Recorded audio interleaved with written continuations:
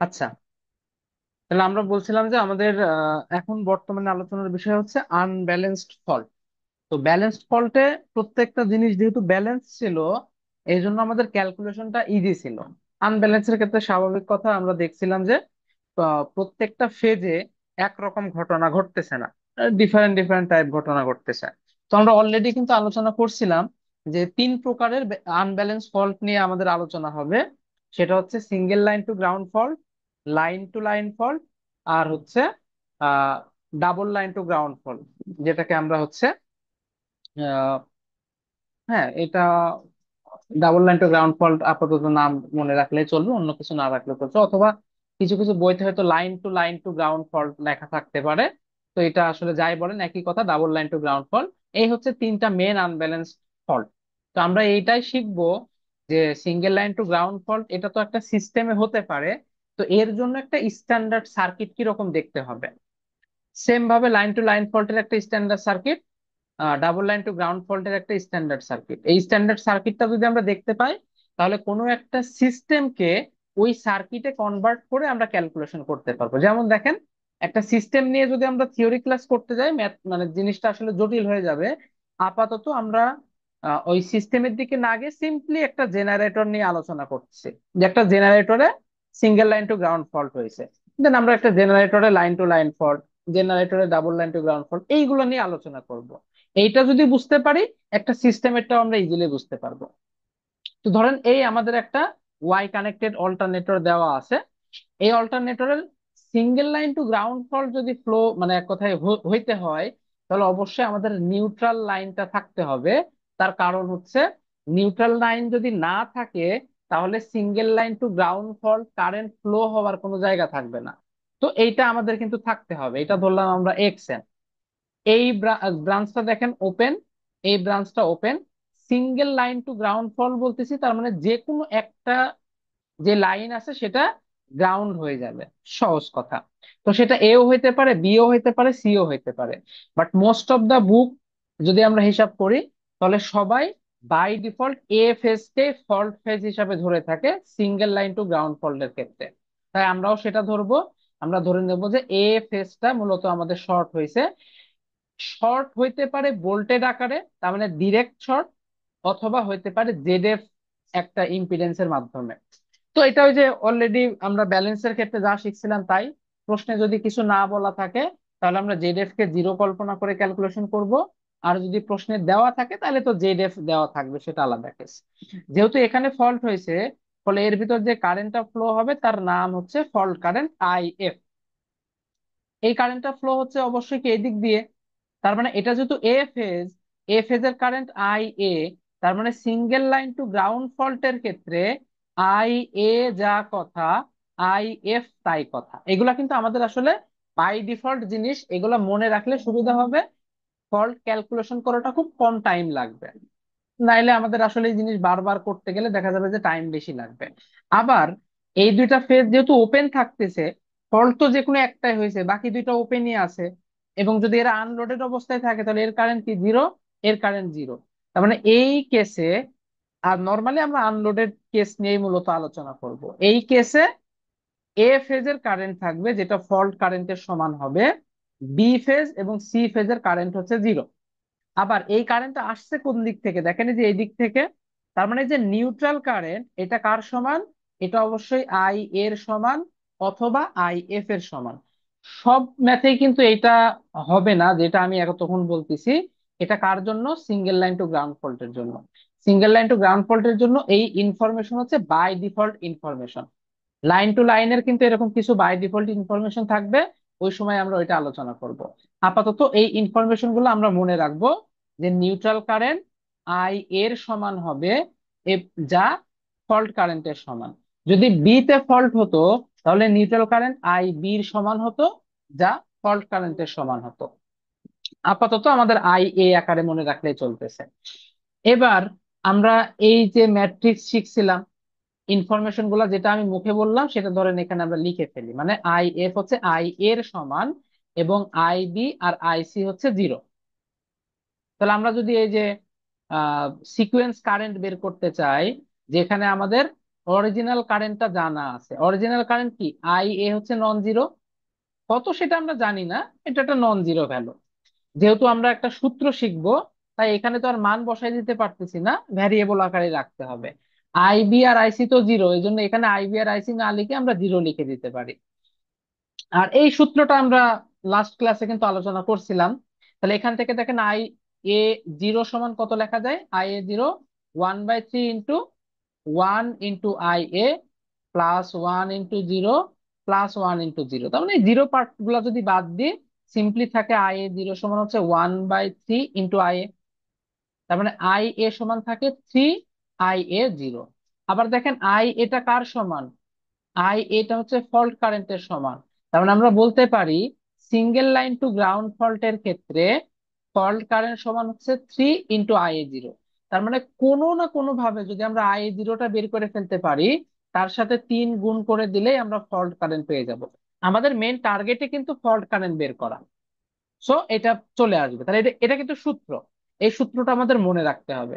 কিন্তু প্রবলেম হচ্ছে সার্কিট যেটা আমরা ড্র করি, সেইখানে কিন্তু সোর্স থাকে শুধুমাত্র পজিটিভ সিকোয়েন্সের, নেগেটিভ আর জিরো সিকোয়েন্সের কিন্তু সোর্স থাকে না। কারণ আমরা যে বাই ডিফল্ট সার্কিটটা আঁকাবো, সেখানে সোর্স হিসেবে শুধুমাত্র পজিটিভ সিকোয়েন্সটা থাকবে, জিরো আর নেগেটিভ সিকোয়েন্সের কোনো সোর্স থাকবে না। তাহলে আমরা অবশ্যই বাকি দুটাও বের করি। এইখান থেকে আই এ 1টা আমরা বের করে ফেলতে পারি। সেটা কত আসে দেখেন, আই এ 1 এই যে এটা, এটা মানে কি সেকেন্ড রো নিয়ে ক্যালকুলেশন করতে হবে। তাহলে 1/3 তো আছে, 1 ইন্টু আই এ, বাকি এর সাথে 0 গুণ করলে জিরো হয়, এ স্কোয়ারের সাথে 0 গুণ করলে জিরো হয়। তার মানে আই এ 1 সমানও এটা।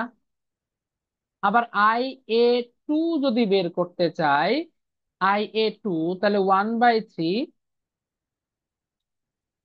এই যে 3 নাম্বার রোর সাথে এবার হিসাব করতে হবে। তাহলে 1 ইন্টু আই মানে আই এ, এ স্কোয়ারের সাথে 0 গুণ করলে জিরো, এর সাথে 0 গুণ করলে জিরো। তার মানে এটাই থাকবে। একটু খেয়াল করে দেখেন, সিঙ্গেল লাইন টু গ্রাউন্ড ফল্টের ক্ষেত্রে আই এ 0-র মান যা, আই এ 1 এর মান তাই, আই এ 2 এর মান তাই। তার মানে আরেকটা ইনফরমেশন আমরা মনে রাখতে পারি, সিঙ্গেল লাইন টু গ্রাউন্ড ফল্টের জন্য তিনটা সিকোয়েন্স কারেন্ট সমান।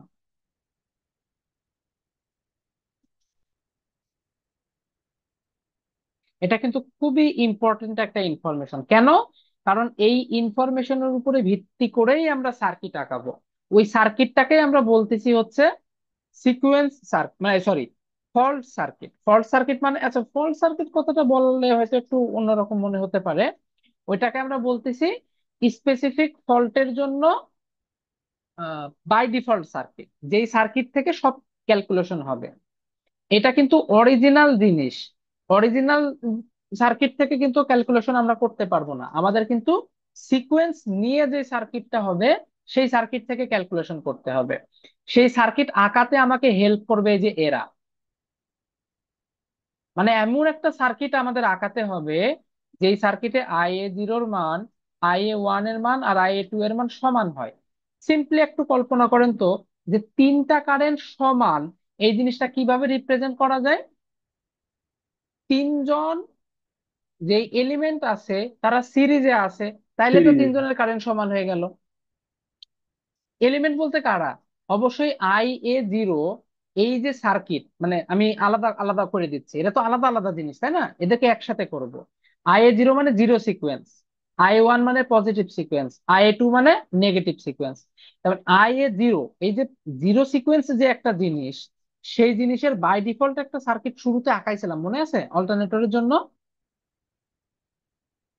সেটা ছিল এরকম না?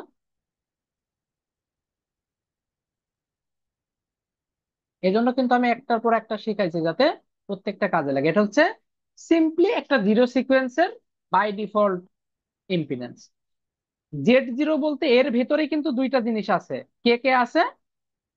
X0 plus 3XN। আমি যদি রেজিস্ট্যান্স কে ইগনোর করে শুধুমাত্র রিঅ্যাকট্যান্স হিসাব করি, মানে Z0 বলতে এটাই বোঝাচ্ছে। আবার পজিটিভ সিকোয়েন্স যদি বলি, তাহলে পজিটিভ সিকোয়েন্সে কে থাকে?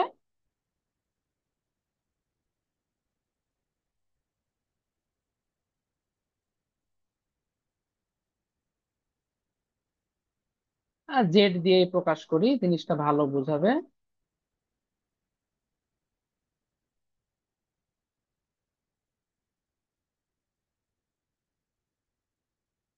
আর নেগেটিভ সিকোয়েন্স,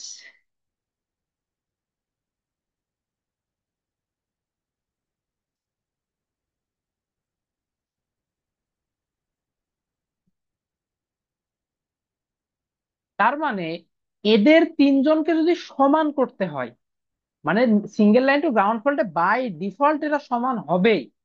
তাহলে এই আলাদা দেখেন তিনটা সার্কিট, এই তিনটা সার্কিটকে যদি সমান করে দিতে হয়, তার মানে এই পুরো জিনিসটাকে সিরিজে নিয়ে চলে আসতে হবে। তার মানে এই যে সার্কিট, এর সাথে এটা সিরিজে থাকবে, তার সাথে এটা সিরিজে থাকবে, দিলেই তো আমাদের সার্কিটটা কমপ্লিট হয়ে গেল।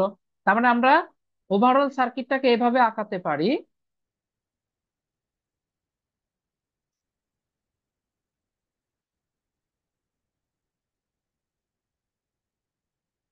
এটা কত, Z1, এর সাথে এটা সিরিজ দিয়ে দেব, Z2,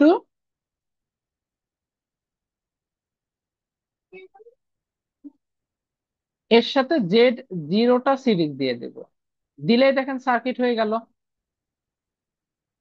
কিন্তু এখানে কিন্তু একটা প্রবলেম আছে, প্রবলেমটা আমি আস্তে আস্তে বলতেছি, and সেটার সলিউশনও আমি আস্তে আস্তে বলতেছি। তাহলে এইটুকুতে কোনো সমস্যা নাই, এইটার ধরে নাম দিয়ে দিলাম EA1। এইখান থেকে দেখেন Z1 এর ভিতর দিয়ে যে কারেন্টটা যায় তার নাম IA1, কোনো সন্দেহ নাই। Z2 এর ভিতর দিয়ে যে কারেন্টটা যায় তার নাম IA2, কোনো সন্দেহ নাই। Z0 এর ভিতর দিয়ে যে কারেন্টটা যায় তার নাম IA0। প্রথম যে শর্তটা আমাদের মেনটেন করতে হবে সেটা হচ্ছে তিনটা কারেন্ট সমান। এখান থেকে আমরা দেখতে পাচ্ছি তিনটা কারেন্ট সমান, তার মানে এইটা কিন্তু আমরা ক্লিয়ারলি বলে দিচ্ছি ওকে, এটা আমাদের ফলো করা হয়ে গেছে।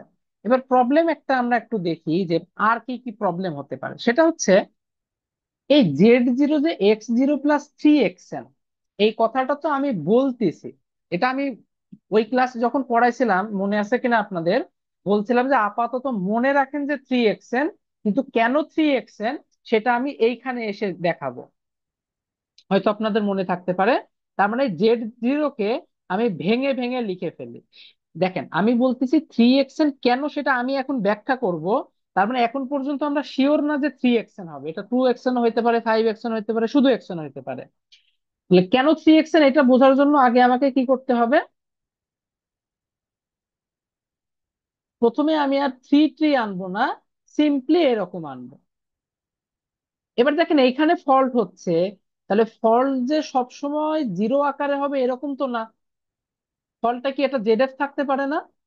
তাহলে আমাকে এইখানে একটা জেড এফ নিয়ে কাজ করতে হবে। তাহলে এখানে আমি একটা জেড এফ নিয়ে নিলাম, এটা হচ্ছে X0, এটা হচ্ছে XN। বলতে পারেন 3XN কেন নিলাম না, সেটার ব্যাখ্যা করব, এই জন্য আমি আপাতত 3XN নিলাম না। এখন ব্যাখ্যা করব যে কেন 3XN লাগবে। এবার দেখেন আস্তে আস্তে আমরা জিনিসটা কি করব। এখান থেকে IA1 বের হচ্ছে, IA2 বের হচ্ছে, IA0 বের হচ্ছে, ওকে কোনো সমস্যা নাই। কিন্তু একটু খেয়াল করে দেখেন তো, অরিজিনাল যে সার্কিটটা আছে সেই সার্কিটে XN এর ভেতরে কি কারেন্ট ফ্লো করতেছে? আইএম। IN ফ্লো করতেছে।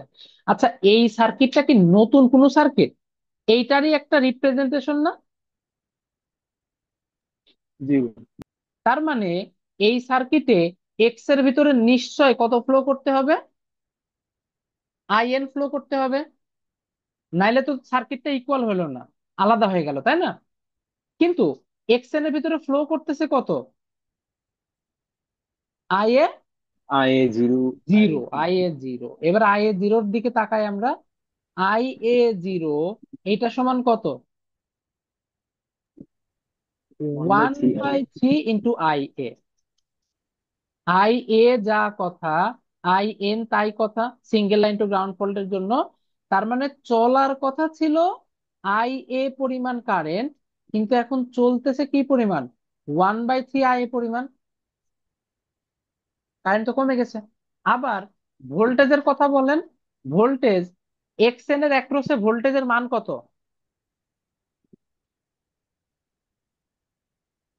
এই যে এখানে কি পরিমাণ ভোল্টেজ পাবো আমরা? In into XN, in into in XN. Into x, মানে আমরা যদি নিউট্রাল টু গ্রাউন্ড হিসাব করি তাহলে নিশ্চয় সেটা হচ্ছে আইএন ইন্টু এক্সএন।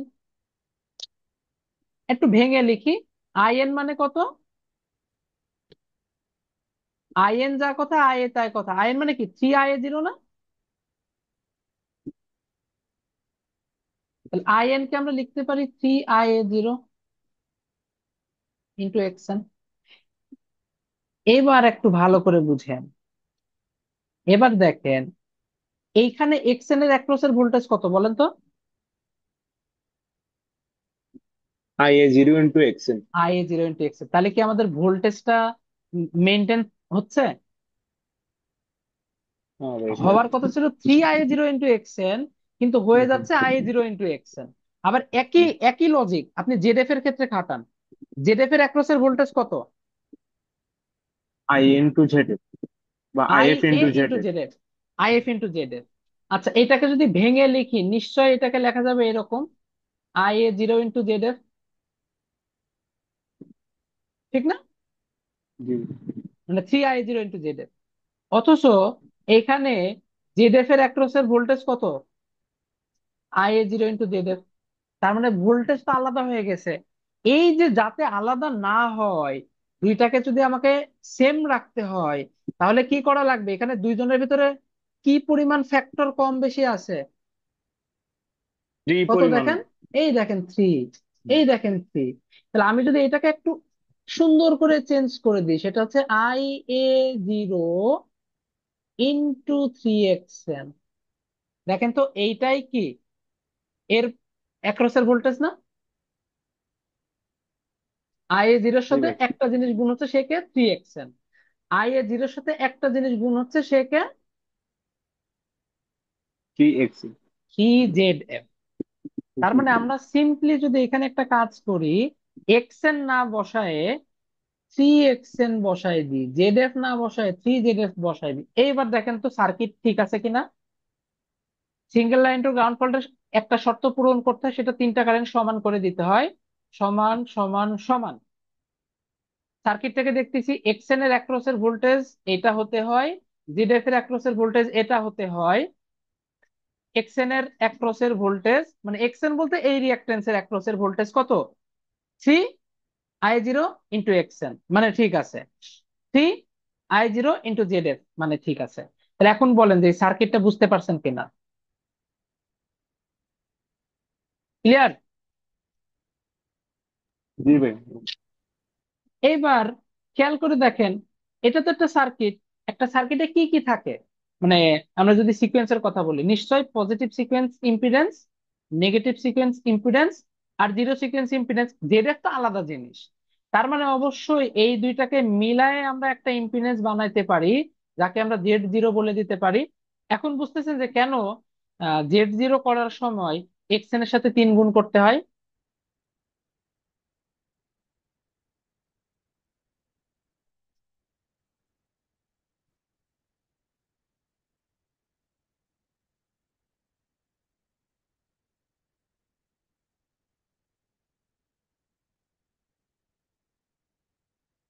তাহলে এটাই হচ্ছে আমাদের সিঙ্গেল লাইন টু গ্রাউন্ড ফল্টের বাই ডিফল্ট সার্কিট। অর্থাৎ আমাদের যদি single line to ground fault বের করতে বলে, তাহলে আমরা এই সার্কিট নিয়ে ক্যালকুলেশন করব।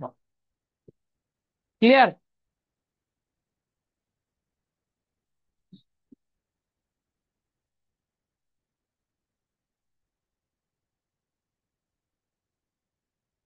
আর যদি জেড এফ না থাকে তাহলে এটা সিম্পলি শর্ট হয়ে যাবে, কোনো কিছু থাকবে না। আর Z0 মানে কত?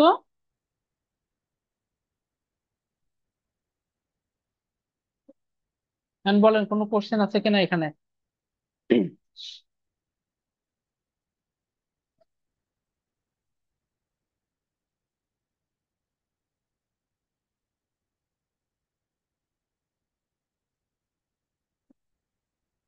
আর কিছু এক্সট্রা ইনফরমেশন আমাদের একটু জেনে রাখতে হয়, সেটা হচ্ছে, আচ্ছা এইখানে আমি আসলে ওই সময় একটা কথা বলছিলাম, ওইটা আসলে উল্টা বলে ফেলছিলাম, ফ্লোতে বলে ফেলছি। সেটা হচ্ছে এই যে বলতেছি আইএন ইন্টু এক্সএন, এটা নিউট্রাল টু গ্রাউন্ড ভোল্টেজ না।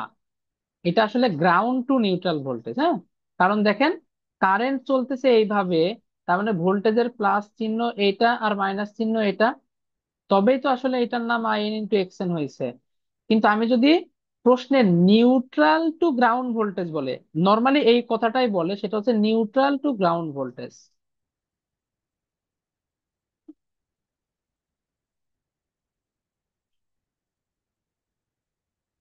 খেয়াল করে দেখেন, নিউট্রাল টু গ্রাউন্ড ভোল্টেজ মানে হচ্ছে ভোল্ট মিটারের প্লাস টার্মিনালটা এখানে কানেক্ট করব, মাইনাস টার্মিনালটা এখানে কানেক্ট করব।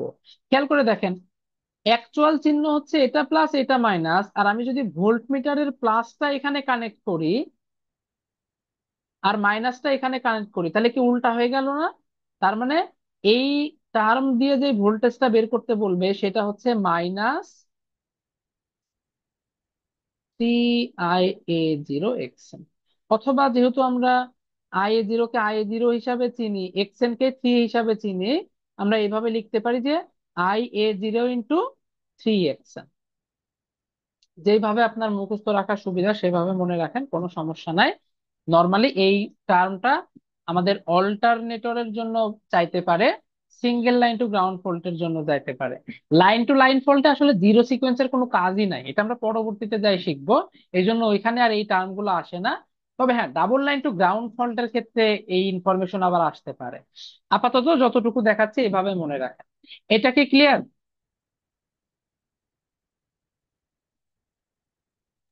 জি ভাই। ওকে, তাহলে আমি যা যা বলতেছি প্রত্যেকটা জিনিস কিন্তু আমাদের কাজে লাগবে। হ্যাঁ, এখন কথা হতে পারে যে একটা পরীক্ষায় প্রশ্নটা কিভাবে আসতে পারে, আমরা সলভের অ্যাপ্রোচটা কিভাবে করব।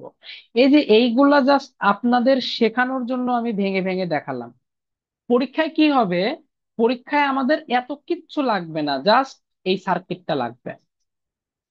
অর্থাৎ পরীক্ষায় প্রশ্ন আসার সাথে সাথে আপনার কোনো কাজ নাই, ফার্স্ট কাজই হচ্ছে এই সার্কিটটা আঁকাবেন। এর পরের কাজ হচ্ছে জেড ওয়ান বের করা, জেড টু বের করা, জেড জিরো বের করা। থ্রি জেড এর তো আর বের করার কিছু না, ওটা পরীক্ষায় মানে প্রশ্নে দেওয়া থাকবে, যদি দেয় তাহলে বসাবেন, না দিলে জিরো, শর্ট, কাহিনী শেষ।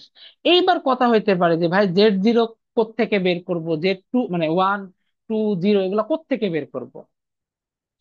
যদি একটা সিম্পলি অল্টারনেটরের ফল্ট হয়, মানে ধরেন একটা প্রশ্নেই বলে দিল যে একটা অল্টারনেটর আছে, single line to ground fault হয়েছে, যে অল্টারনেটরের পজিটিভ সিকোয়েন্স রিঅ্যাকটেন্স এত, নেগেটিভ সিকোয়েন্স রিঅ্যাকটেন্স এত, জিরো সিকোয়েন্স রিঅ্যাকটেন্স এত, এরকম এরকম বলা আছে।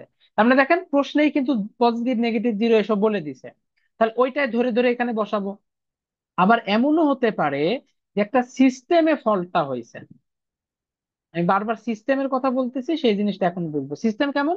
ধরেন আমরা কিন্তু অলরেডি এই সার্কিট গুলা ক্যালকুলেশন করা শিখছিলাম। যেমন ধরেন এইরকম একটা সিস্টেম থাকতে পারে না,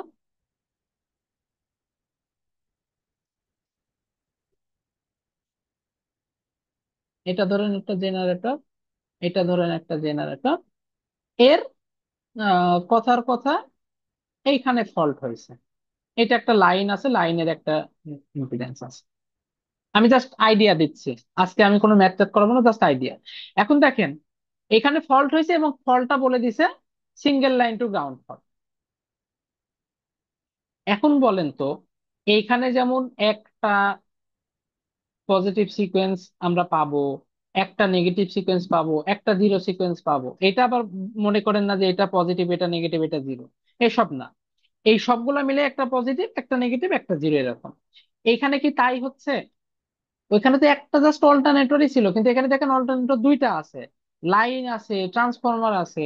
তাহলে Z one Z two Z zero এগুলো আবার কি জিনিস? ওই যে মনে আছে এইটার জন্য পজিটিভ সিকোয়েন্স নেটওয়ার্ক আঁকাইছিলাম। আচ্ছা, এখানে তো বলে দিছিলাম সিকোয়েন্স মানে তো অল্টারনেটরের কিছু একটা দেওয়া থাকবে, ধরলাম যে কথার কথা এইটা, যে কোনো কিছু থাকতে পারে, আমি আপাতত তো পজিটিভ সিকোয়েন্সে কি এই দিকে তাকানোর দরকার পড়ে না, আমি জাস্ট একটা আইডিয়া দিচ্ছি। এই যে সার্কিট, এই সার্কিটটা হচ্ছে একটা পজিটিভ সিকোয়েন্স সার্কিট। ফল্ট হয়েছে কই, এখানে না, মানে যে এখানে না, এর রেসপেক্টে যেই ইম্পিডেন্সটা আমরা পাবো সেই ইম্পিডেন্সের নামই হচ্ছে Z1। এখন এই রেসপেক্টে ইম্পিডেন্স কিভাবে বের করতে হয়? ওই সে থেভেনিনের কনসেপ্ট।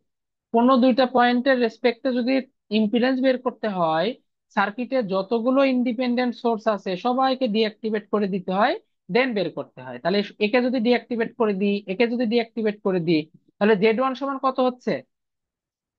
এই তিনজনের সাথে এইটার প্যারালাল।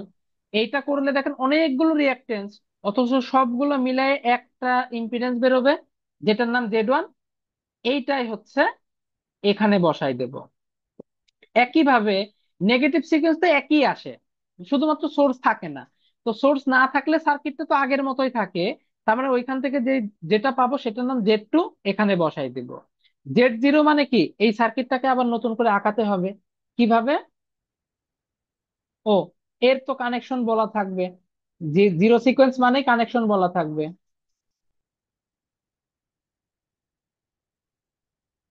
তাহলে আমরা দেখতেছি এখানে গ্রাউন্ড হচ্ছে, তার মানে এখানে রেফারেন্সের সাথে লাগবে। এইখানে গ্রাউন্ড হয়েছে মানে এই কানেকশনটা পাবো। আর ডেল্টা মানে এটা জাস্ট রেফারেন্সে লেগে যাবে। লাইন আছে তার মানে এরকম। এখানে আমাদের এই যে শর্ট হচ্ছে, যে এইটা হচ্ছে সেই জিনিস, আর এইটা হচ্ছে। এখন খেয়াল করে দেখেন, এ তো ওপেন, তাহলে এর কাছে শুধুমাত্র একটা ইম্পিডেন্স মনে হবে, সেটা হচ্ছে এটা। এটার নামই হচ্ছে Z0। এখান থেকে যেটা পাবো সেটা ধরে এনে এখানে বসাই দেব। ক্লিয়ার? এখন বলতে পারেন ভাই, 3xn আবার কই গেল? হ্যাঁ, 3xn আসতো যদি এই যে এখানে একটা রিঅ্যাকটেন্স দেওয়া থাকতো, তাহলে তখন এইখানে কি 3xn আসতো না?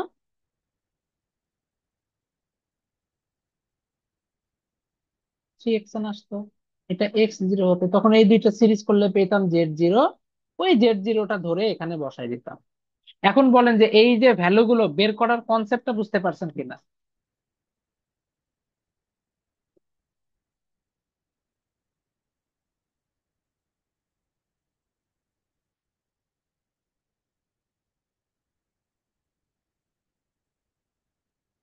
জি ভাই।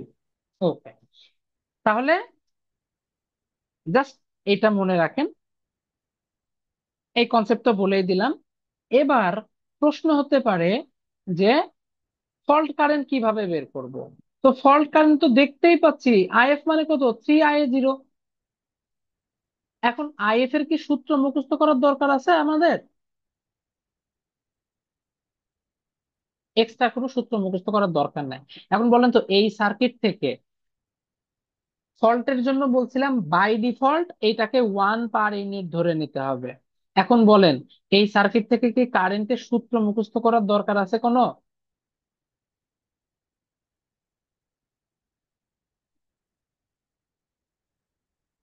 না ভাই, এটা তো দরকার পড়বে না। জাস্ট ওহমের সূত্র অ্যাপ্লাই করে দিবেন, ভোল্টেজ ডিভাইডেড বাই সকল ইম্পিডেন্স, তাইলে তো কাহিনী শেষ। তাহলে এখন IA0 মানে কত?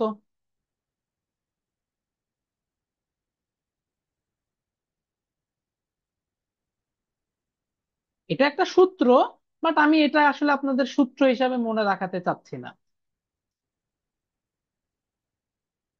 এটা আপনি সার্কিট থেকেই বসাইতে পারবেন, কিন্তু এইটাকে কিন্তু অ্যান্সার বলা যাবে না যদি ফল্ট কারেন্ট বের করতে বলে। ফল্ট কারেন্ট বের করতে বললে আইএফ, সেটা তাহলে কত হবে?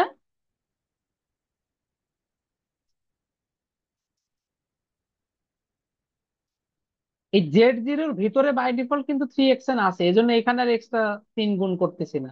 কিন্তু ZF তো আলাদা জিনিস, এই জন্য ZF এর সাথে 3 গুণ হচ্ছে।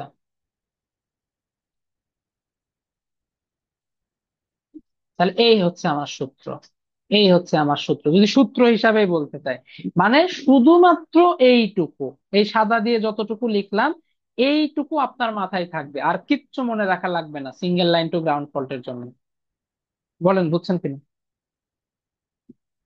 তার মানে আপনি শুধুমাত্র সার্কিট মুখস্থ করবেন, আর কিচ্ছু মুখস্থ করা লাগবে না। এক একটা ফল্টের জন্য এক একটা সার্কিট মুখস্থ করবেন। কিভাবে তো আসছে সেটা এখানে তো আমি বলেই দিলাম। 3 3 এটা কেমন হচ্ছে ফল্ট কারেন্টে, এটা বুঝুন। কেন? ফল্ট কারেন্ট সমান কত? ফল্ট কারেন্টের একটা সূত্র লিখে দিলাম শুরুতেই। ফল্ট কারেন্ট সমান কত? জি জি ভাই, বুঝুন, সিআইএ বুঝছি। জিরো। তার মানে আই এ জিরো তো এটা থেকে পাবো, তাহলে ফল কারেন্ট থেকে পাবো, এইটার সাথে জাস্ট 3 গুণ করে দেবো, তাহলে তো কাহিনী শেষ। জি ভাই। বুঝছেন?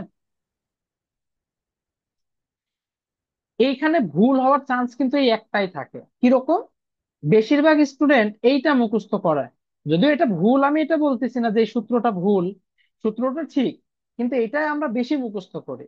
এই জন্য লেখার ফ্লোতে যখন ফল্ট কারেন্ট বের করতে বলে তখন আমরা এইটাই অ্যান্সার করে চলে আসি, কিন্তু এটা কিন্তু ফল্ট কারেন্ট না। এইটা বের করার পর ওর সাথে 3 গুণ করলে সেটা হয় ফল্ট কারেন্ট। এটা অবশ্যই মনে রাখতে হবে, দরকার স্টার মেরে রাখেন, কারণ এইসব জায়গায় ভুল হওয়ার চান্স সবচেয়ে বেশি থাকে। মোস্ট অফ দ্য স্টুডেন্ট কিন্তু এইসব জায়গাগুলোতেই ভুল হয় বেশি। তার মানে ধরে রাখেন আপনারও এইসব জায়গাতেই ভুল হওয়ার চান্স থাকবে বেশি। এজন্য এইগুলোর দিকে একটু জোর দিতে হবে, ম্যাথ করার সময় একটু মনোযোগ ধরে রাখতে হবে এই জায়গায়, এবং এই জায়গাগুলো একটু চোখ কান খোলা রাখতে হবে যে আমি ঠিক করতেছি নাকি ভুল করতেছি, 3 গুণ করলাম কিনা সেটা একটু খেয়াল রাখতে হবে। ওকে,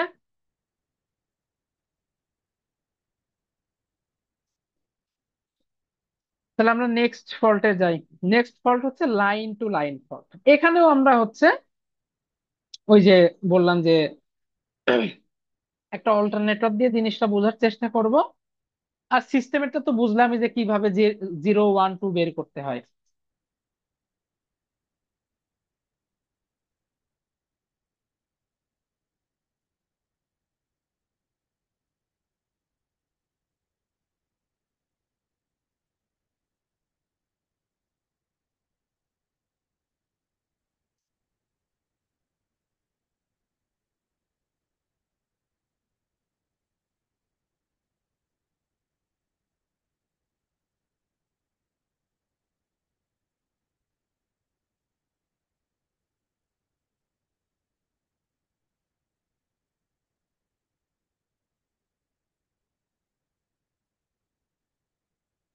এবার খেয়াল করেন, F S B phase C phase এগুলো থাকলো, বলতেছি লাইন টু লাইন ফল্ট মানে দুইটা লাইন শর্ট হয়ে গেছে।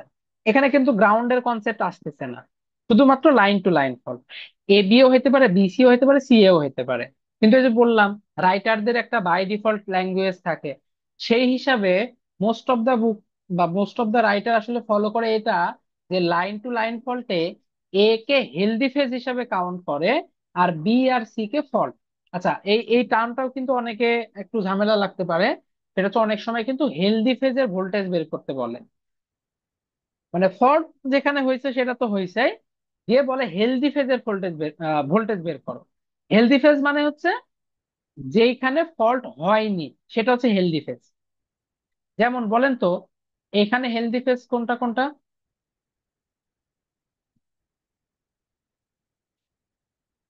বি আর সি। বি আর সি হচ্ছে হেলদি ফেজ, কারণ ফল্ট এ তে হয়েছে। আচ্ছা, এখানে ভোল্টেজ নিয়ে কিন্তু আমি ওইরকম কোনো কথাবার্তা বলি নাই, ভোল্টেজ বের করতে বলতে পারে। এইটা যেহেতু এর আগে আমি একদিন আলোচনা করছিলাম, এই জন্য আমি আর এক্সট্রা বলতেছি না, শর্টে বলি। দেখেন ভি এ জিরো মানে কত,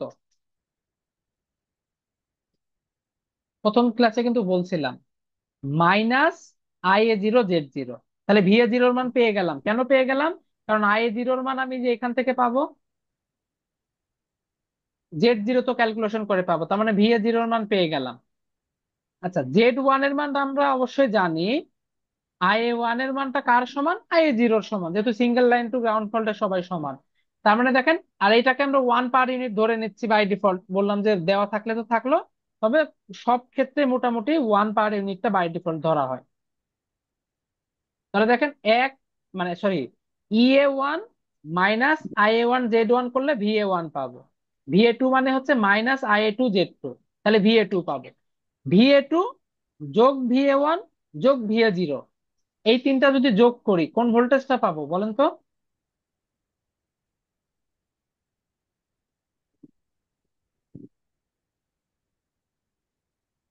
অবশ্যই ভিএ পাবো।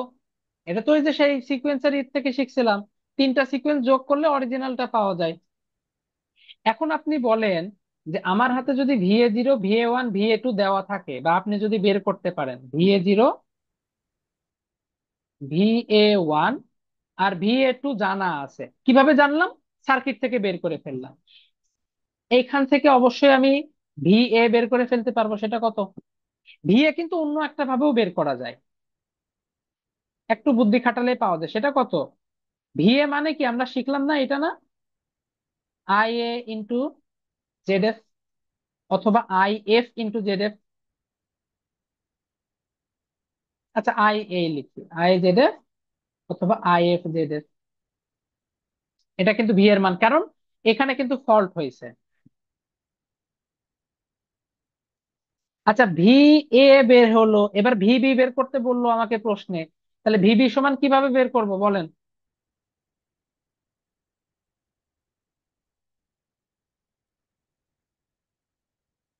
ওই যে সূত্র শিখছিলাম, 1,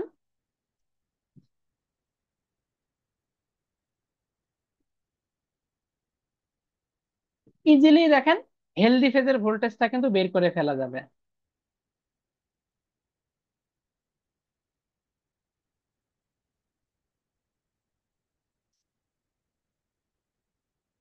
এই হচ্ছে আমাদের হেলদি ফেজ।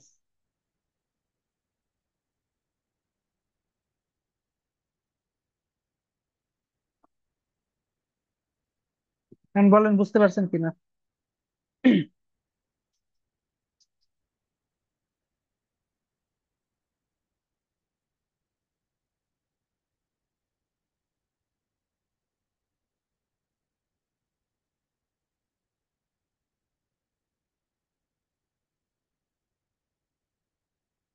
ওকে, তাহলে এই মোটামুটি আমাদের এইটার কাহিনী গেল। সিঙ্গেল লাইন টু গ্রাউন্ড ফল্টে যা যা দরকার আমি সব কয়টা জিনিস ধরে ধরে বলে দিছি। এই জিনিসগুলো এমন কঠিন কিছু না, এই জিনিসগুলো সব সিকোয়েন্সের কনসেপ্টে আমরা শিখছি, সো আলাদাভাবে না করলেও চলবে। এবার আসি লাইন টু লাইন ফল্টে। তার মানে এখানে আমরা ধরে নিচ্ছি যে বাই ডিফল্ট আকারে ফল্ট হয়েছে দুইটা লাইনে, সেটা হচ্ছে BRC। এখন এদের তো আবার সেই ZF ও থাকতে পারে, আবার শর্টও থাকতে পারে। তো আমরা তো একটু আইডিয়াল কেস, মানে এক কথায় সব জিনিস শিখবো এরকম নিয়ে নিচ্ছি। তার মানে এখানে ZF জিনিসটাকে আমলে আনতেছি। এই কারেন্টটা জিরো, যেহেতু এটা ওপেনই থাকতেছে। আর এর ভিতরে যে কারেন্টটা যাচ্ছে সেটা IB, এর ভিতরে যে কারেন্টটা যাচ্ছে সেটা IC, আর এই যে এর ভিতরে যে কারেন্টটা যাচ্ছে সেটা IA। তাহলে বাই ডিফল্ট কি কি জিনিস আমরা শিখতেছি? কয়েকটা জিনিস শিখতেছি। নাম্বার 1, IB সমান -IC। একটা জিনিস আমরা জানতে পারলাম, কোন ক্ষেত্রে? লাইন টু লাইন ফল্ট, যখন বি আর সি তে শর্টটা হচ্ছে বা ফল্টটা ঘটতেছে, এবং ফল্ট কারেন্ট IB এর সমান। তা এই ইনফরমেশন গুলো কিন্তু আমাদের কাজে লাগবে। এবং কারেন্ট হচ্ছে 0।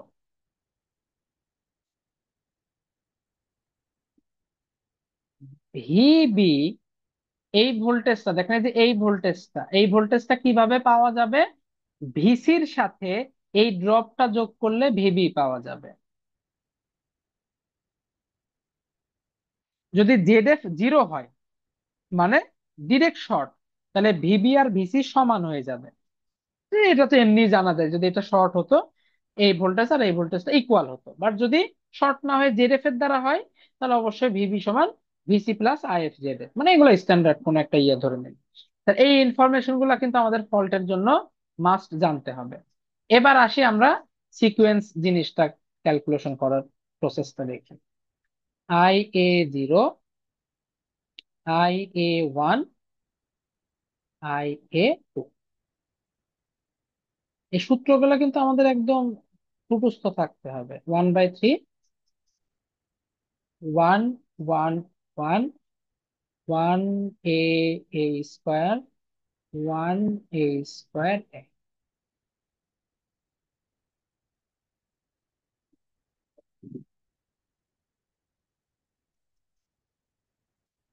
ও, IA তো 0 আসছে, তাহলে এখানে 0ই লিখে দিলাম। IB IC আমরা লিখতে পারতাম, কোনো সমস্যা নাই, কিন্তু যেহেতু IB আর IC দেখেন মাইনাস আকারে হয়ে গেছে, তাহলে আমি IB কে IB লিখতে পারি, আর IC কে -IB লিখতে পারি। জাস্ট একবারে লিখে দিলাম, যেহেতু এটা আমি জানি যে IA 0, IB আর IC একটা আর একটার উল্টা, তাহলে IB কে IB লিখলাম, আর আইসি কে মাইনাস আইবি লিখে দিলাম, কাহিনী শেষ। এইবার দেখেন এখান থেকে ইজিলি I0 I1 I2 বের করতে হবে। তো এটা তো আমরা দেখতেছি সার্কিট আঁকাইতে গেলে তো এদেরকেই লাগবে, কারণ সার্কিটে তো কারেন্ট হিসাব করতে হয়। তাই এবার ঝটপট বের করে ফেলি। IA0 সমান, এইটার সাথে জিরো গুণ করলে তো জিরো হয়, ওয়ানের সাথে আইবি গুণ করলে হয় আইবি, প্লাস ওয়ানের সাথে মাইনাস আইবি গুণ করলে হয় মাইনাস আইবি। আচ্ছা, এর সাথে কিন্তু আবার 1/3 আছে, এটা দেখেন জিরো। এইবার কি বুঝতে পারছেন কেন আমি এর আগে একটা কথা বলছিলাম, লাইন টু লাইন ফল্টে গ্রাউন্ডের কোনো হিসাব কিতাব আসেই না? দেখেন গ্রাউন্ডের হিসাব কিতাব কখন আসে, এটা আমি কিন্তু বারবার বলতেছি। গ্রাউন্ডের হিসাব কিতাব তখনই আসবে যখন জিরো সিকোয়েন্স জিনিসটা থাকবে। তো লাইন টু লাইন ফল্টে দেখেন জিরো সিকোয়েন্স কারেন্টই থাকতেছে না। তো যার জিরো সিকোয়েন্স কারেন্টই নাই, তার গ্রাউন্ডেরও হিসাবের দরকার নাই। তার মানে লাইন টু লাইন ফল্টের ক্ষেত্রে গ্রাউন্ড আছে কি নাই এতে আমাদের কিচ্ছু যায় আসে না। এ কোনো হিসাবেই আসবে না, কারণ জিরো সিকোয়েন্স কারেন্টই জিরো। জিরো সিকোয়েন্স কারেন্টের কোনো অস্তিত্বই নাই। লাইন টু লাইন ফল্টের ক্ষেত্রে জিরো সিকোয়েন্স কারেন্টের কোনো অস্তিত্বই নাই। তার মানে X0 অথবা 3xN অথবা দুইটা মিলাই যে Z0, এইটার কোনো অস্তিত্বই থাকবে না for line to line fault. Clear? Single line to ground ফল্টে কিন্তু অস্তিত্ব থাকবে, লাইন টু লাইন ফল্টে এসে ওইটার আর কোনো অস্তিত্ব থাকবে না। তাহলে এইটা আমরা একটা উম, সিদ্ধান্তে আসলাম যে লাইন টু লাইন ফল্টে জিরো সিকোয়েন্সের কোনো জিনিস আসলে থাকে না, বাদ। এবার IA1 বের করি। IA1 সমান 1/3, এই যে 1/3, ওয়ানের সাথে জিরো গুণ করলে জিরো হয়, A × IB, then A² × minus IB, তার মানে -A²। এখন এ তে রাখলে তো আবার আমাদের জন্য ঝামেলা, তাহলে এর হিসাব কিতাব বাদ দিয়ে দিই, আইবি কমন নিয়ে নিলাম, তাহলে কত থাকে A - A²। A R A² এই জিনিসটা তো আমরা জানি, এই জিনিস দুইটা কি জিনিস। এ মানে হচ্ছে 1/120, আর A² মানে তো ওইটার স্কোয়ার। তাহলে 1/120 এটা হচ্ছে এর ভ্যালু। এটা আমি একটু সেভ করে নি, এতে সেভ করে নি। তার মানে কথা A - A² বলতে বোঝাবে এ মাইনাস আসলে A², যেহেতু আমরা এতে সেভ করছি A - A²। এটা করলে আসতে যাচ্ছে √3 × 90 ডিগ্রি। আচ্ছা, √3 × 90 ডিগ্রিকে আমরা চাইলে যে √3ও লিখতে পারি। তার মানে এটাকে লেখা যায় এইভাবে যে 1/3 IB × J√3। এই যে 3, এই √3 দ্বারা এইটাকে যদি কাটি, তাহলে এখানে একটা √3 থাকে। তার মানে এটাকে লেখা যায় এইভাবে, √3 আসলে কি? এক মিনিট,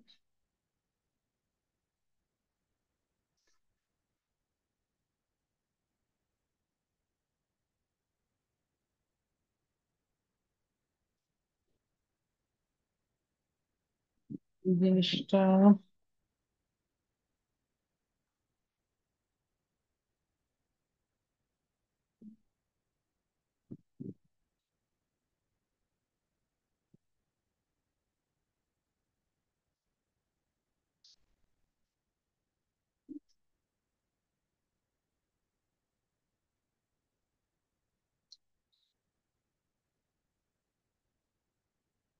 তাহলে এটা থাকতেছে হচ্ছে J/IB/√3। আইবি কে আমরা দেখেন আর একটু সুন্দর করে লিখতে পারি। এই ফল্টের ক্ষেত্রে আইবি মানেই হচ্ছে ফল্ট কারেন্ট।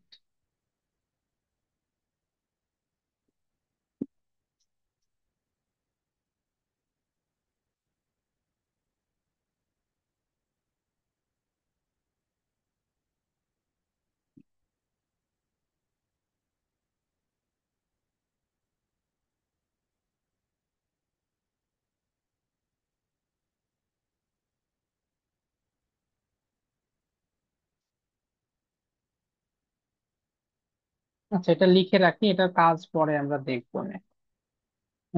আই বি বা আই এফ লিখে রাখলাম, এটা পরে দেখতেছি যে কি অবস্থা। ও আচ্ছা আচ্ছা আচ্ছা, বুঝতে পারছি টাইম কি। এটা হচ্ছে এ। তাহলে আই এফ সমান কত, কারণ আমাদের তো ফল্ট কারেন্ট বের করাটাই উদ্দেশ্য। তাহলে আই এফ সমান হচ্ছে √3/j আই এ ওয়ান, অথবা 1/j কে -j লেখা যায়, তাহলে -j√3।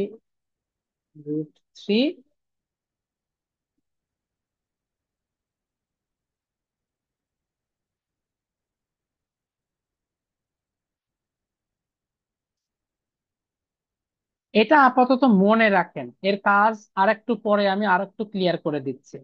এটা আমাদের বের করা লাগবে, আইএফ মানে হচ্ছে -j√3 I1, এটা মনে রাখেন। এর কাজ আমি পরে আর একটু ক্লিয়ার করে দেখতেছি। একইভাবে IA2 বের করা লাগবে।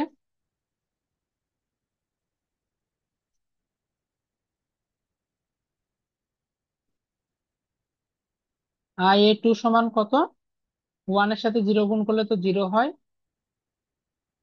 আর আই বি যদি কমন নেই তাহলে থাকে A² - A।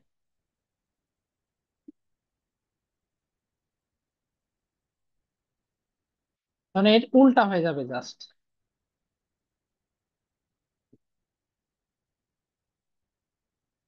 তাহলে এটা জাস্ট ওইটারই কি নেগেটিভ ভার্সন, মানে -j√3।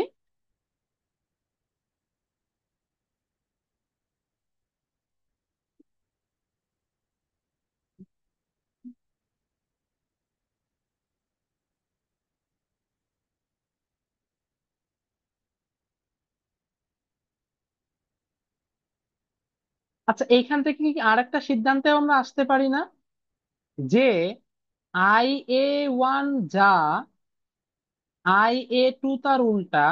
ঠিক যেমনটা IB আর IC যেরকম না, IA1 আর IA2 ও তাই। তার মানে এখান থেকে আরেকটা সিদ্ধান্তে আমরা আসতে পারলাম, সেটা হচ্ছে IA1 সমান -IA2। এটাকে ক্লিয়ার?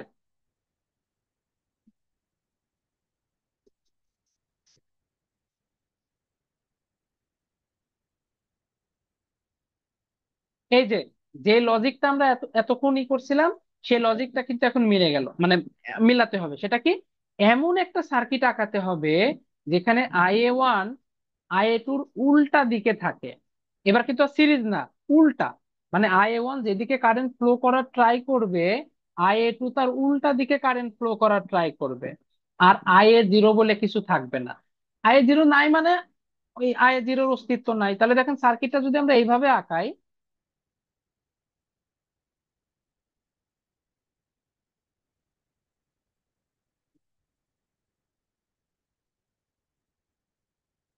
EA1 এটা হচ্ছে Z1, এ এই দিকে কারেন্ট ফ্লো করার ট্রাই করতেছে না, তার নাম কি IA1।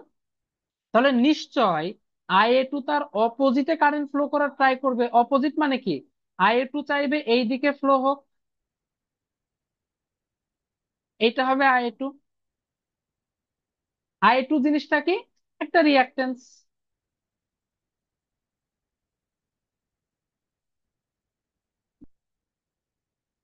এই তো হয়ে গেল, আমরা তো তাই জানি। এর অ্যাক্রসে যে ভোল্টেজটা থাকে, এই ভোল্টেজের নাম হচ্ছে VA2। আর এর অ্যাক্রসে যে ভোল্টেজটা থাকে, এই ভোল্টেজের নাম হচ্ছে VA1। কিন্তু আমরা দেখতে পাচ্ছি এই যে বি আর সি, এদের মাঝখানে আর একটাও রিয়াক্টেন্স আছে, যেটা হচ্ছে জেডএফ। এই জেডএফ এর কনসেপ্টটা কিন্তু আসতে হবে, তার কারণ দেখেন ভিবি আমরা পাচ্ছি কি ভিসির সাথে এই ড্রপটা যোগ করে, তার মানে ওই কনসেপ্টটাও কিন্তু আনতে হবে। শুধুমাত্র এইভাবে বসাই দিলেই কিন্তু সার্কিটটা সম্পূর্ণ হচ্ছে না, আমাকে জেডএফ এর কনসেপ্টটাও এখানে ইনক্লুড করতে হবে। তো জেডএফ এখানে আসলে 3 দ্বারা গুণ করব কিনা সেটা একটা বিষয়। আগের বার তো 3 দ্বারা গুণ হয়েছিল, তো এবার তো আমরা জানি না 3 দ্বারা গুণ হবে কিনা। আপাতত এতটুকু শিওর যে এটা পজিটিভ সিকোয়েন্স, এটা নেগেটিভ সিকোয়েন্স, এবং একজন আরেকজনকে অপোজ করতেছে। আগের বার মিল ছিল, এবার জাস্ট একজন আরেকজনকে অপোজ করতেছে। তাহলে জেডএফ এর কনসেপ্টটা এখানে আমরা কাজে লাগাবো। তাহলে শুরু করি। জেড টা কিভাবে আসলে ইউজ করব?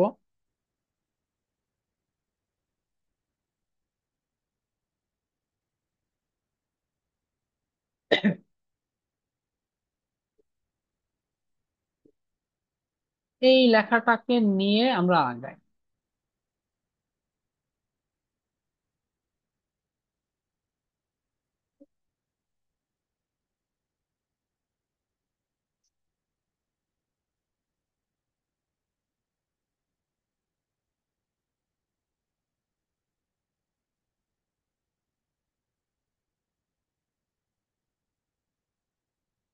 এই লেখাটাকে নিয়ে আমরা আগাই, কারণ এখানে জেড আছে।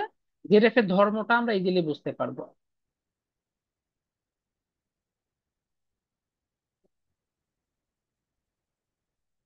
ভিবি সমান কত লেখা যায়?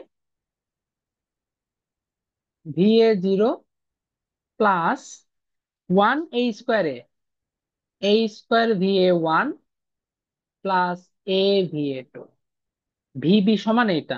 এটা অলরেডি সিকোয়েন্সের ক্লাসে করাইছি, এখানে আমি আর অত অতিরিক্ত দেখাচ্ছি না। সেম ভাবে ভিসি সমান লেখা যায় VA0 plus AVA1 plus A square VA2। তাহলে এটা হচ্ছে ভিবির ভ্যালু, এটা হচ্ছে ভিসির ভ্যালু, তার সাথে যোগ IF × ZF। কিন্তু আমরা দেখতেছি IF যা কথা, IB তাই কথা। এই যে আমাদের এই প্রশ্নে IF যা কথা, IB তাই কথা।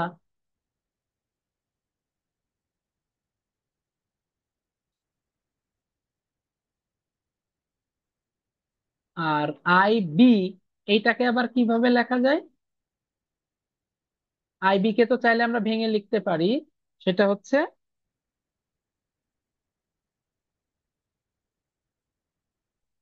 IA0 plus A square IA1 plus AI2। এটা চলে আসলো কার মান? এটা চলে আসলো IF এর মান, কারণ IF যা কথা, IB তাই কথা। আবার IB কে ভেঙে এরকম লেখা যায়, তাহলে এর সাথে গুণ হবে জেড এর।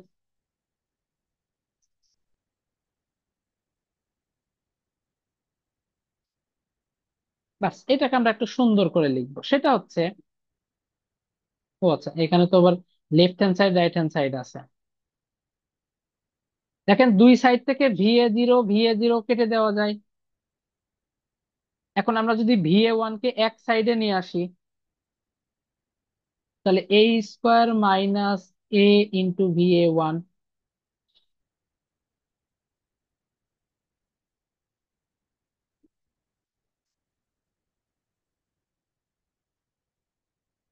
আবার VA2 দুইটাকে যদি এক সাইডে নিয়ে আসি, তাহলে A² - A × VA2 প্লাস, খেয়াল করে দেখেন, আমরা কারেন্টের মানে কারেন্ট গুলার একটা ধর্ম বের করছিলাম, সেই ধর্ম কি? IA0 মান 0 হয়ে গেল, এই যে IA0 মান 0। এবং আরেকটা ধর্ম হচ্ছে IA1 সমান -IA2। তাহলে এটা তো কাটা, 0 কাটা। আর IA1 সমান -IA2, তাহলে আমরা যদি এইখানে IA1টা বসাই দিই, তাহলে দেখেন এই চিহ্নটা -1 হয়ে যায়। তার মানে এইটাকে লেখা যায় A² - A যদি কমন নিই থাকে কত? IA1, আচ্ছা এটা তো A² - IA1 -A IA1। তাহলে আমরা জাস্ট শুধুমাত্র থাকে হচ্ছে IA1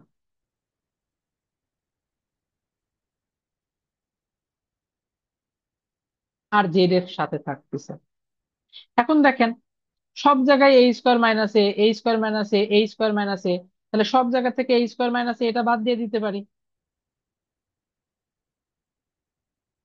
VA1 সমান VA2 প্লাস IA1 ZF। এই দেখেন, এইটাই হচ্ছে সেই লজিক, যে লজিক দ্বারা বুঝতে পারবো VA1 এর সাথে VA2 কি সম্পর্ক। এই তো VA1, তাহলে VA2 এর সাথে কত যোগ করলে VA1 হয়? VA2 এর সাথে IA1 ZF যোগ করলে VA1 হয়। তাহলে IA1 ইন্টু কত, ZF, তার মানে এখানে সিম্পলি একটা ZF বসে যাবে। এবার দেখেন বুঝতে পারছেন কিনা। এখানে KVL অ্যাপ্লাই করেন, VA2 প্লাস IA1 ZF সমান VA1। বুঝতে পারছেন? মানে আমরা একটু KVL অ্যাপ্লাই করি তাহলে ভালোভাবে বুঝতে পারবেন। Minus VA1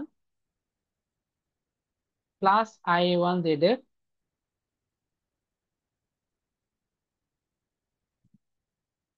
plus VA2 equal 0। তাহলে দেখেন VA1 সমান কত,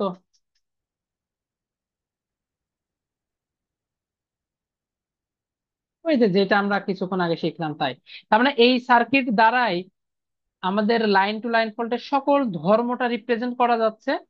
তাহলে আমরা এই সার্কিটটাকেই বলবো লাইন টু লাইন ফল্টের বেসিক সার্কিট। আর কিচ্ছু না, আমরা জাস্ট ওই ওইখানে যেরকম মুখস্থ করছিলাম না একটা সার্কিট, এইখানে জাস্ট এই সার্কিটটা মুখস্থ করব, আর কিচ্ছু মুখস্থ করা লাগবে না, সূত্র এমনি বের হয়ে চলে আসবে।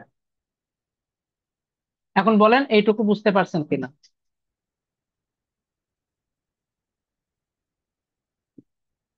শুধুমাত্র আমরা এই সার্কিটটা মুখস্থ করবো আর কিচ্ছু না। এটুকু কি ক্লিয়ার?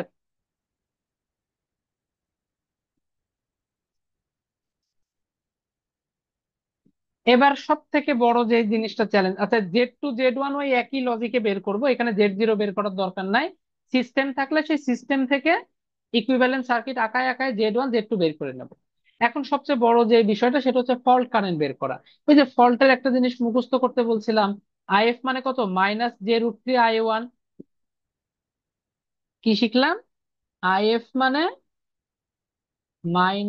-j√3 IA1। এখন IA1, এই সার্কিট থেকে IA1টা বের করে ফেলা যায়।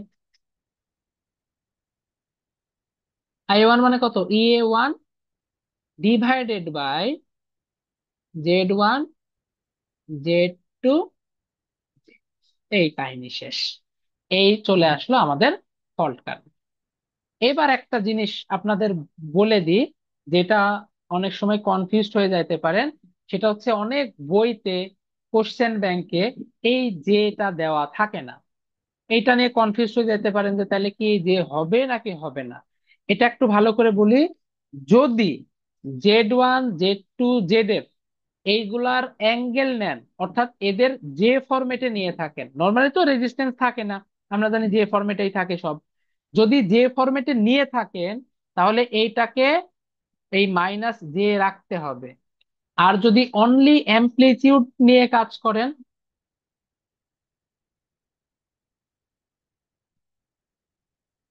তখন IF সমান হবে √3 EA1। -j টা তখন থাকবে না। কি বলতেছি, যদি অনলি অ্যামপ্লিটিউড নিয়ে কাজ করেন। আর যদি এটা যে ফরম্যাট নেন তাহলে অবশ্যই এটা -j নিতে হবে, নিতে হবেই। আর যদি অনলি অ্যামপ্লিটিউড নেন তাহলে শুধুমাত্র আমাদের কি করতে হবে, এইভাবে কাজ করা যাবে, কোনো সমস্যা নাই। এটা একটু কনফিউশন এর জায়গা ছিল, হয়তো আপনারা বইটই দেখলে মাথা টাথা গুলাই যেতে পারতো যে এইটা নেব নাকি এটা নেব। তো দুইটাই দেখাই দিলাম, অ্যাঙ্গেল সহ নিলে এটা, আর যদি শুধু অ্যামপ্লিটিউড নিয়ে কাজ করেন তাহলে এটা। আপনার যেভাবে সুবিধা নেন কোনো সমস্যা নাই। আহ, যখন লিখবেন তখন একটু এই জিনিসটা মেনটেন করলে চলবে, মিক্সড করে দিলে ভুল হবে। মানে আপনি এখানে যে নিচ্ছেন আর এখানে যে নিচ্ছেন না, তাহলে কিন্তু ভুল হবে। একটা অ্যামপ্লিটিউড একটা জে, একটা জে একটা অ্যামপ্লিটিউড, এরকম নিলে হবে না। হয় দুই জায়গায় জে নিতে হবে, নালে কোনো জায়গায় দরকার নাই। এবং এইখানে কিন্তু মডুলাস দিয়ে করবেন, কারণ এটা আমি কেন মডুলাস দিলাম, এমন হতে পারে যে কোনো একটা জায়গায় রেজিস্ট্যান্স দেওয়া আছে, রেজিস্ট্যান্সের কিন্তু নর্মাল যোগ হয় না। মানে আপনি এটা বলতে পারেন যে J3 + J2 মানে J5। তো এরকম করাও যা কথা, এই 3 আর 2 যোগ করে 5 লেখাও তাই কথা। কিন্তু 3 + J2, এইটাকে তো আমি আর 3 + 2 লিখতে পারবো না।